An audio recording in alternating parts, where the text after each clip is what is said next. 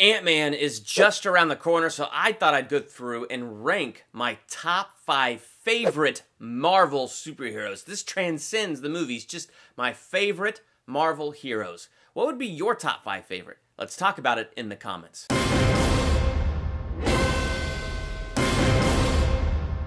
Welcome to Durbania, I'm Durbin, and this is my ranking of my top 5 favorite Marvel heroes. Before I dive into this ranking, a little bit of honesty, I'm more of a DC than a Marvel. I love both universes. What I mean when I say that is this: I grew up more DC than Marvel. I grew up on the Christopher Reeve Superman movies, the Michael Keaton, Tim Burton Batman movies. I started reading comics in my 20s, and I just gravitated towards Superman and Batman, and then picked up some Green Lantern, a little Wonder Woman along the way. And so, I started picking up these comics as I got older and got more and more into the DC side of things. But Marvel has some fantastic stories. It's been the Marvel films that have introduced me to these characters. Not just the MCU, but those other Marvel films as well have done a good job introducing me to the characters. And then every time I go visit one of my brother-in-laws in Colorado, he tosses an X-Men comic book on my lap and goes, "Read it." So I read it, and it's freaking awesome. So, I've done some comic book reading of Marvel and read some really good ones. If you have suggestions of some really good ones for me to read, I want to read them, so let me know that in the comments as well. Point is, it's mostly through the movies that I've been introduced, but I'm trying to let this transcend the movies and look at the characters themselves and ranking these characters. Number 5, Wolverine. I don't know a ton about the X-Men. I've read a few X-Men comics here and there. Not a ton to really say yeah, I'm an expert on X-Men and I know this. No, most of what I even know about the X-Men universe comes from these Marvel movies. And these movies have been so up and down. Some of them have been really good and some of them have been just terrible. But even in Wolverine origin movie, the X-Men Origins Wolverine movie, it's a terrible movie, right? Stryker finally figured out how to shut you up. But isn't Hugh Jackman just freaking awesome? And part of it is what Hugh Jackman brings to the character. I gotta be honest with you. But I recognize that he just embodies the character of Wolverine. He embodies Logan.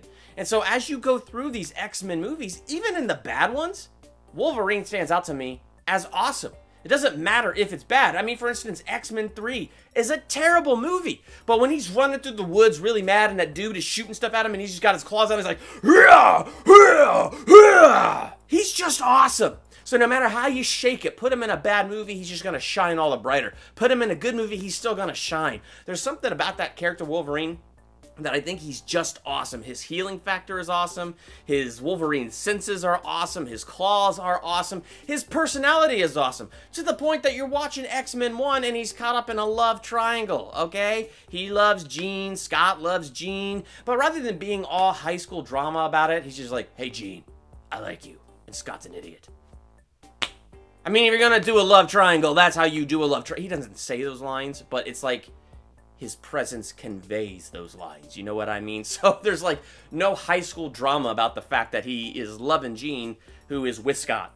Number 4, Black Panther. I met Black Panther not through the Black Panther film or through Civil War. I met Black Panther through the Disney animated series Avengers Earth's Mightiest Heroes. That is such a great show. If you've never checked that out, look for it. It's awesome. I watched the first 2 seasons on Netflix. I've been waiting for that 3rd season. I'm not even sure if the first 2 seasons are still on Netflix. All I know is that's how I watched those first 2 seasons. My wife and I both just loved it. We loved the characters that it introduced us to. And at that time, there was no Black Panther movie and there was no Civil War while we were watching that animated series. And when they brought Black Panther onto that show, dude, that character is just so freaking amazing. On that show, you really dive into the lore of Wakanda, the technology of Wakanda, but you also get into the smarts of T'Challa. I was thinking of Batman the whole time I was watching him, and I was thinking, my gosh, if he went toe-to-toe with Batman, this would be the guy that would give Batman a challenge. I mean, Batman can go up against Superman and win, so the fact that T'Challa has the heart-shaped herb wouldn't be something that Batman couldn't overcome. It's the fact that T'Challa is very good with strategy, he's very good at thinking things through, he's very good at assessing the situation, and their culture is so smart that he's got a vibranium suit that can even see magic. Most suits just see infrared. His could see freaking magic, okay? They're just really brilliant with how they create these things. So it was really cool to see that. To see what a fighter he is, what a good fighter he is, what a strong dude he is, how smart he is. And I went, my gosh, if there's anybody in the comic book universe that could defeat Batman, it's T'Challa. I bet it'd be a pretty even match, but it would be awesome to see those two go toe-to-toe. But meeting him on Earth's Mightiest Heroes just bumped him up to one of my favorite heroes. And then in the MCU, they did such a good job bringing him to the screen. Loved the introduction in Civil War, and I love what they did with the movie Black Panther and how they dived into Wakanda and the culture and the technology and all that stuff there. Like, had such a great feel. And so I just love that character. He's such an amazing character. He's a king, and he's a warrior, and he's a superhero. Like, it's really creative what they've done with this character, and he's one of my favorite superheroes. Number 3, Iron Man. I still know nothing of Iron Man from the comics. All of my fandom from Iron Man comes from the MCU. The way that Robert Downey Jr. brought that character to life, it took Iron Man and just elevated him just way up there on my list. I remember when the trailers were first coming out, there was enough of a hook that I went, yeah, I'll go see that. And I was dating my wife Laura at the time. And we didn't know what to do, so we were bored, and we went and saw Iron Man, and we were both blown away by it. Like, it was just so unbelievably good. And I think the real reason that it blew us away was Robert Downey Jr. and how well he was able to engage us and bring us into the character. So I guess this one isn't super transcendent for me, transcending the films and things like that. No, I think Robert Downey Jr. brought a lot of this character to life for me, but I mean, he really did breathe a life into this character that, from everything I've heard, did not exist until this. I mean, he's a known character, but what really just elevated him from a B-list to an A-list was Robert Downey Jr. It was the MCU. It was what they've done with him in this. And I love him. And what I love about him in the movies is he is an alcoholic. He overcomes it. He has his battles, he has his relapses, but he has his victory, and he overcomes it. And we watch him just encounter new challenges and continue to fight through and overcome those challenges. He has no powers, so of all these people, he's the most human because of his inner demons that he faces and has to fight and overcome, because of the fact that he isn't an alien, he hasn't gotten a power from anything else. At the same time, though, he's so smart that almost feels like a superpower. Like, he's just that smart. But I love it. I love watching him play with this technology and come up with his inventions and create new suits. I love it every time we enter into a new MCU movie that's going to have him in it, because I'm looking forward to the next upgrade to his suits. So he's just a really cool character with a great personality, and he's just a ton of fun. Number 2, Captain America. I didn't know much about Captain America, period, from the comics. Like, I knew Super Soldier Serum, I knew World War II, I knew about the Shield, and I've seen a few of the older animated cartoons and stuff. It was the movies that really introduced me to this character. But I have to say, one of the things that made me like this character, and like him when I watched a few animated Avengers movies, and made me like him when I watched Earth's Mightiest Heroes, the animated show, the thing that, just transcends it, because, you have different actors. Chris Evans plays him one way, he's voiced differently by different voice actors and all the animated things, so he's played different. But the one thing that continues to come out the same is his heart.